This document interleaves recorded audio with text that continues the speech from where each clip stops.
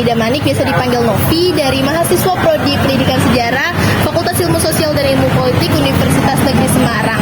Nah, izin mewawancarai untuk mata kuliah kewirausahaan dari perwakilan kelompok 4. Nah, mungkin Masnya bisa perkenalkan diri terlebih dahulu. Oke, baik. Perkenalkan, nama saya Adam Hendra, saya dari Klaten, dan saat ini saya tinggal di Kota Semarang untuk membuka toko bunga Floris. Oke, selanjutnya nih Mas, bagaimana sih sejarah bisnis toko bunga ini mulai dari awal berdirinya sampai saat ini masih berdiri? Saat itu di tahun 2017 keluarga kami pindah ke Semarang untuk membuka toko bunga. Yang pertama itu ada di UNES ya, itu namanya Gigi Floris. Yang pertama itu karena ibu saya keluar dari kerjaan kerjaan swasta gitu ya. Lalu dia keluar untuk menekuni bidang floris, ditemani dengan saya sebagai anaknya. Dan kemudian di tahun yang sama kita membuka juga toko pertama kita, dibarengi dengan bekerjasama dengan beberapa pihak, 1-2 orang pihak, yaitu kita membuka toko bunga di Tembalang. Lalu di tahun yang sama kita juga membuka toko bunga di Sambiloto dan ada di Sampang. Dengan total di tahun 2023 ini kita punya 7 cabang yang ada di Kota Semarang. Oke, 7 cabang, lumayan banyak ya Mas ya. Iya. Selanjutnya nih Mas, bagaimana sih cara mengelola karyawan perkaryawan tuh dari untuk toko bunga ini? Untuk mengelola karyawan, kalau berbicara tentang evaluasi, kita biasanya itu terbagi atas 2.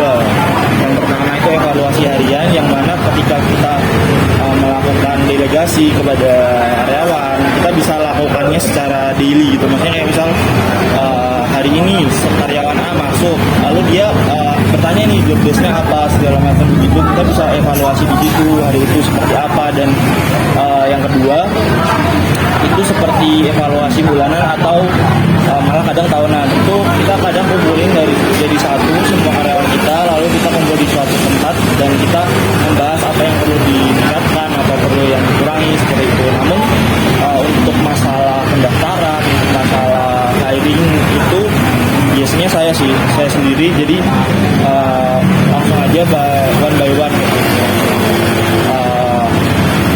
Biasanya training, lalu kemudian ya udah masuk seperti biasa. Mungkin distribusinya ada yang seperti penerimaan pekerja itu ada hal khusus gitu nggak sih Mas? Penerimaan kerja. Penerimaan orang kerja. Misalnya nih distribusinya nih gimana kalau cara Masnya menerima suatu pekerjaan yang baru? Mungkin ada apa sih namanya kayak harus bukan cara sih, lebih ke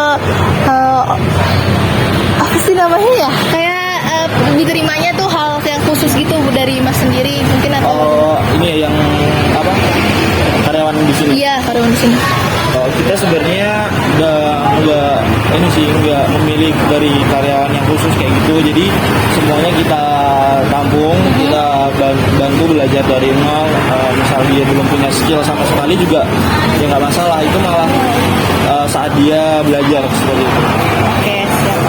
Oke, selanjutnya nih Mas, berapa sih omset dan aset selama membangun bisnis di toko bunga ini? Kalau omset kita bicara ini ya, maksudnya kayak rata-rata harian itu bisa di angka 700 sampai 1 juta. Itu mungkin kalau hari biasa. Namun kalau misal ada event seperti wisuda atau hari-hari besar seperti itu, kayak misal kemarin ada hari guru, itu bisa naik di 3 kali lipat dari yang biasanya. Dan untuk aset biasanya kita lebih ke ini sih, aset itu kita bagi 2. Kita bisa katakan tim kita atau karyawan kita itu juga sebenarnya aset, karena kita merasa bahwa ya mereka yang jadi ujung tombak gitu loh. Mereka juga yang ketemu dengan customer secara langsung, daripada ngomongin aset secara mungkin kayak peralatan di sini, yaitu mungkin ada ya kayak misal kontraknya gimana, sewanya kayak gimana, ya seperti itu. Oke, mungkin segitu itu aja Mas pertanyaan sekilas tentang kewirausahaan ataupun bisnis tentang Floris Toko Bunga ini. Mungkin dari pihak saya dan teman-teman semuanya meminta maaf jika ada kesalahan yang kurang berkenan di hati Mas. Ini itu aja. Sekian video kali ini. Mohon maaf apabila ada kesalahan kata. Sekian, terima kasih.